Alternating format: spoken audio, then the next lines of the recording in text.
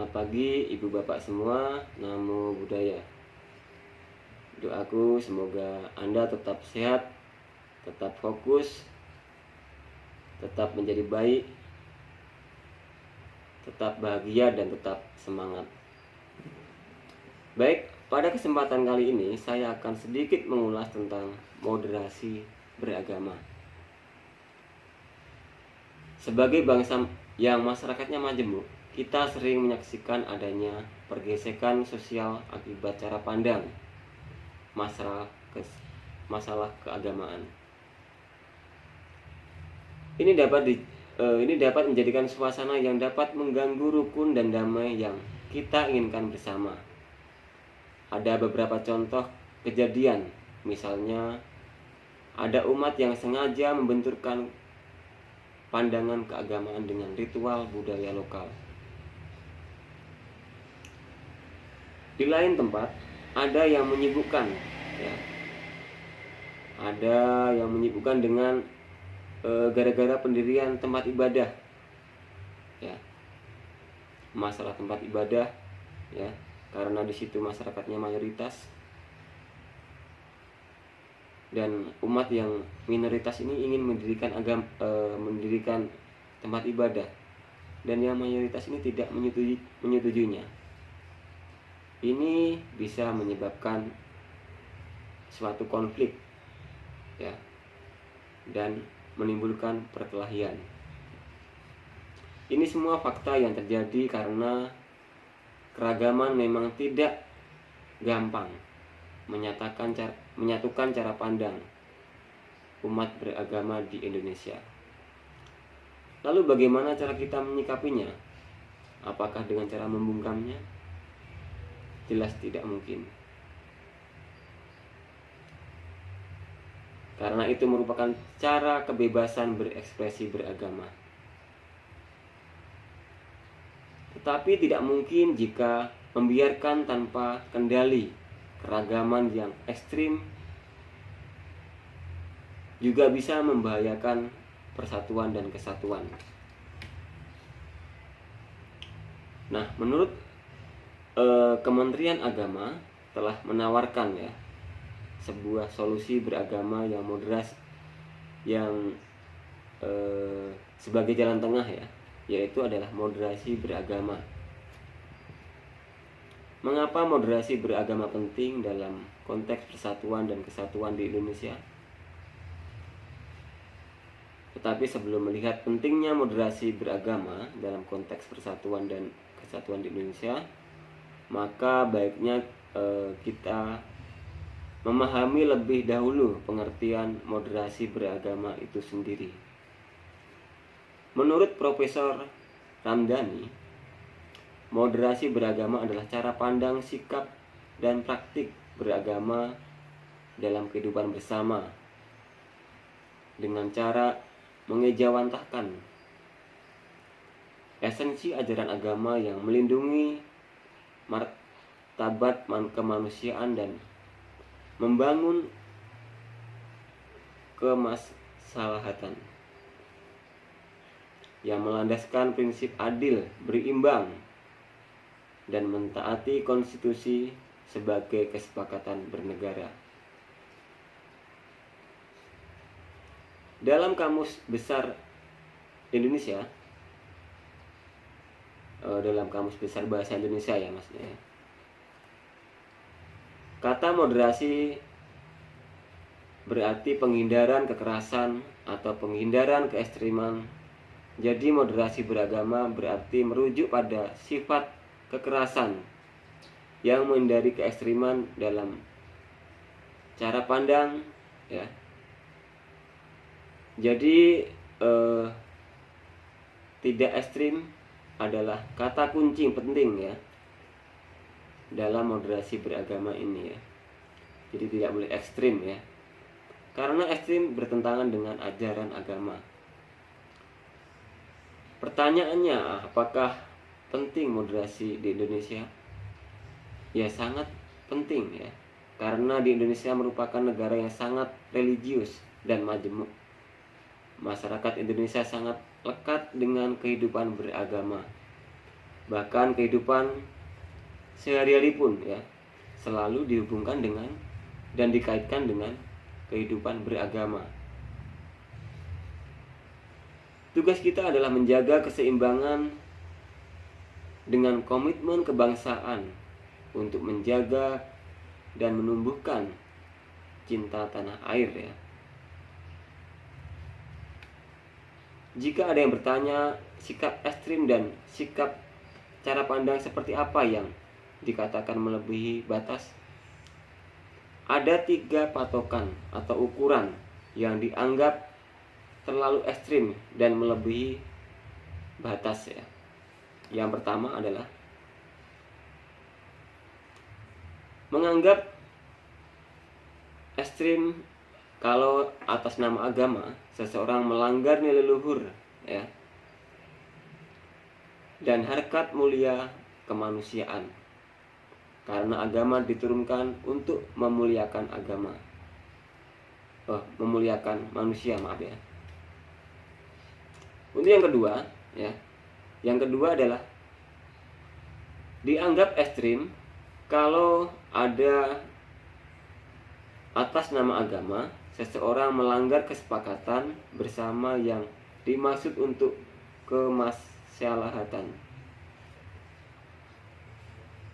Kemudian yang ketiga adalah dianggap ekstrim kalau atas nama agama sering seseorang ya dengan sengaja melanggar agama tanpa alasan yang jelas.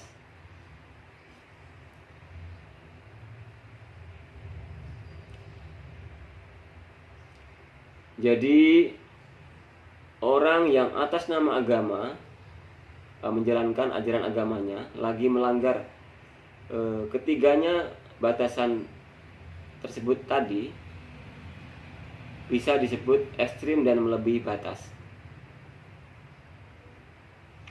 Logikanya ya, kemuliaan agama itu tidak bisa ditegakkan dengan cara merendahkan harkat kemanusiaan ya. Jadi tidak boleh kita merendahkan harkat kemanusiaan orang lain ya.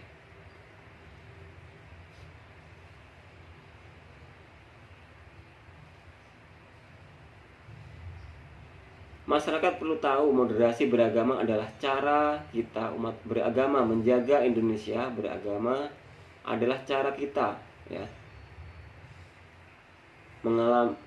mengalami nasib seperti ya kita tidak mau ya tentunya ya negara kita ini mengalami nasib yang sama seperti negara-negara yang lain ya yang dihadapkan dengan segala konflik ya.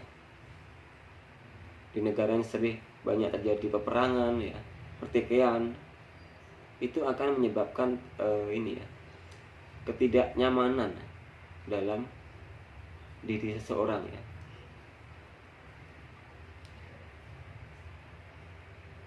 Jadi kita harus belajar keberagaman di bidang apapun ya. Memang menimbulkan perbedaan apalagi yang terkait dengan agama. Saya akan mencontohkan moderasi agama di kehidupan sehari-hari ya. Ini diibaratkan ada 3 orang bapak yang pergi ke warung kopi ya untuk rapat kecil ya, untuk mengadakan rapat kecil. Misalnya Pak Darsono, Pak Budi dan Pak Febri ya, pergi ke warung kopi. Tetapi sampai di warung kopi, Pak Darsono ini memesan kopi tanpa gula. Sedangkan Pak Budi memesan kopi susu. Dan Pak Febri memesan teh campur kopi ya. Ini ya perbedaan ada ya. Jadi ketiga bapak ini melakukan pemesanan yang berbeda ya. Kita tidak dapat memaksakan ya keinginan ketiga bapak ini ya. Misalnya Pak Febri disuruh minum kopi pahit ya nggak mau ya Pak Febri ya. Kemudian Pak Budi disuruh minum teh kopi ya mungkin tidak mau Pak Budi ya.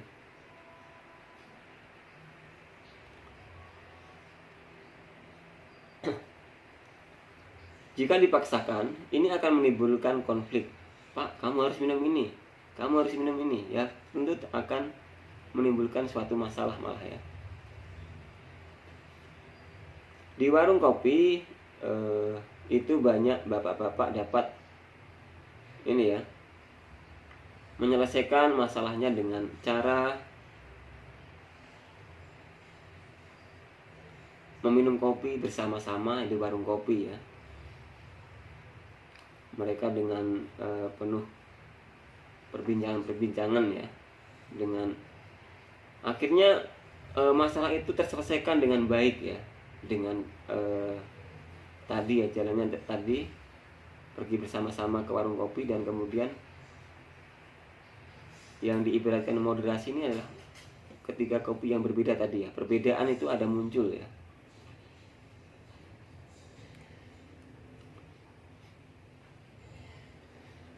Jadi di warung kopi itu masalah dapat terselesaikan ya. Kemudian mereka dapat meminum kopi dengan suka ya, dengan bahagia ya, tanpa adanya suatu paksaan ya. Begitu juga dengan moderasi ya, beragama, memiliki cara pandang, sikap ya, dan praktik beragama kehidupan bersama dengan cara mengejawantahkan esensi ajaran agama yang melindungi martabat kemanusiaan dan membimbing kemaslahatan berlandaskan prinsip adil, berimbang, dan mentaati konstitusi sebagai kesepakatan bernegara. Seperti di dalam agama Buddha ada seorang raja yang bernama Raja Asoka ya. Beliau mengumandangkan bagaimana umat Buddha untuk bisa hidup bertoleransi dengan agama lain yang dikenal dengan pilar Asoka. Moderasi beragama adalah tanggung jawab kita bersama ya. Moderasi beragama tidak mungkin berhasil menciptakan kerukunan kalau hanya dilakukan perorangan ya. Kita perlu kerjasama dan bergandengan tangan, mulai dari masyarakat luas, guru pendidik, ormas keagamaan, media sosial, kemudian para politisi dan para aparatur sipil negara ya. Sebenarnya moderasi beragama adalah jati diri bangsa Indonesia.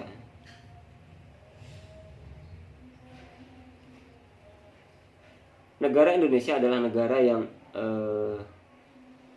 agamis, santun, toleransi, dan terbiasa bergaul dengan berbagai ras, suku, dan agama ya. Sudah biasa tercampur ya. Kita misalkan tetangga saya pun berbeda-beda agama, tetapi bisa hidup rukun ya.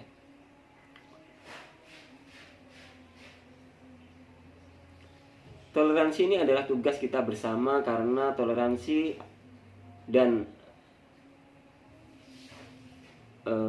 ini perlu kita tingkatkan ya, toleransi ini ya.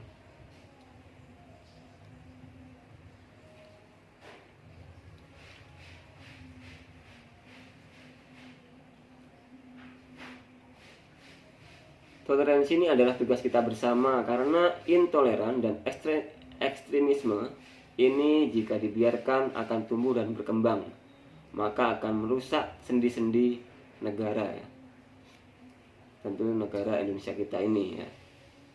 Itulah moderasi sangat penting sebagai cara pandang, sikap, dan perilaku dalam beragama dan beragama. Jadi moderasi beragama dapat dijadikan perekat antara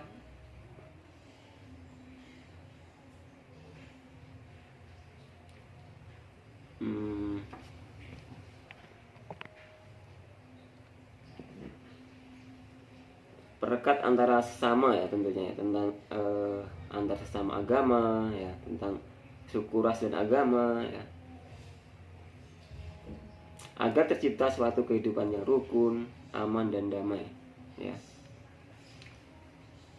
itu jadi untuk terciptanya suatu Indonesia yang maju dibutuhkan suatu moderasi beragama, tapi yang saling bersama-sama, saling beriringan ya tentunya ya, agar tercipta suatu hal yang lebih maju ya. Mungkin itu yang Bapak bisa saya sampaikan.